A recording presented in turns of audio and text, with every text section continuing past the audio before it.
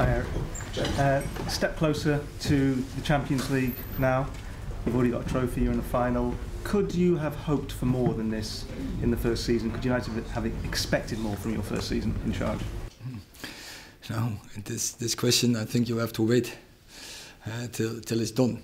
And we have to go and keep going from game to game. But I think this is a brilliant week for us. When you are in the semi-final, in a tough game against a good opponent we have seen in the week, we play a very good game and get through in the final. And then Tottenham, in the first half we play very well. And today we play in two halves. I think an impressive game. So big credits to the team. Erik, it seemed the ball over the top was an opportunity for you to score frequently today. Was that something going into the game that you knew you wanted to do? About what? The ball over the top, so Rashford running behind. That was definitely one of our ideas for this game, to pass the ball and play the ball behind, but also the formation. I think the lads did great in that organization, attacking wise. Could have been better. It can always be better. The timing was not always perfect, but with our speed, if you do it in the right way, we created the chances from it. We had to score more. We know that, but I think finally it was a success. Son Casemiro, sorry, I wondered, do you feel his form had sort of dipped slightly before today? He seemed like he had a really good game, but I just wondered if you felt maybe his form had slightly dipped, or if there was any reason for that, or do you not think that?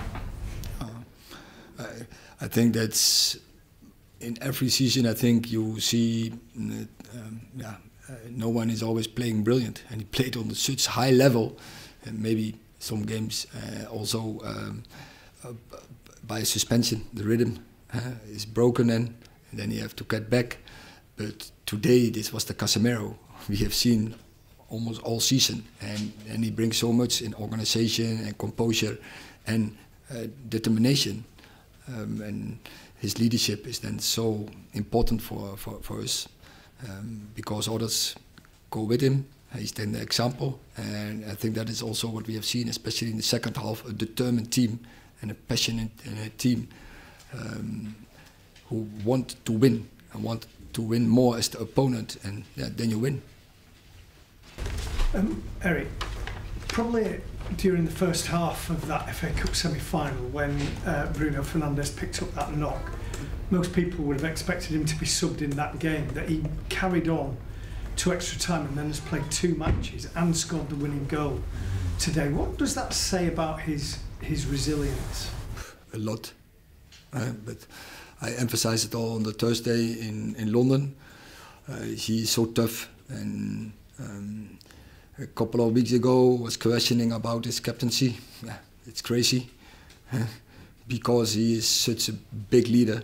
By example, he gives so much energy to the team, besides his smartness, but also what you say, his determination, his passion, and his resilience. And so, I think we as a team are so happy.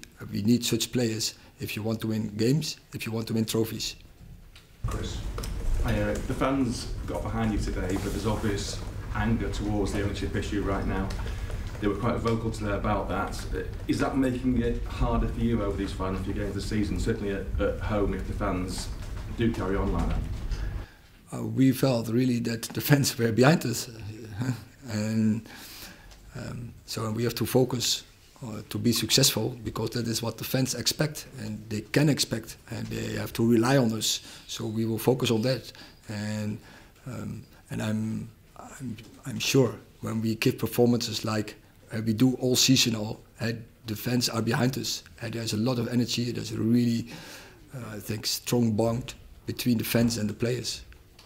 Last question, just on Bruno, Erik, and his role on the right today. You picked him on the right in the Aston Villa game, in the Carabao Cup as well, and I think against Man City when they played a high line. What's your reasoning for certain games in playing him on the right wing? Because it seems like a tactic in those sort of third man runs and getting him on the ball. Is there something in that? What's sort of the reasoning for it? It is not. It seems like tactic. It is tactic, and more of out of more reasons.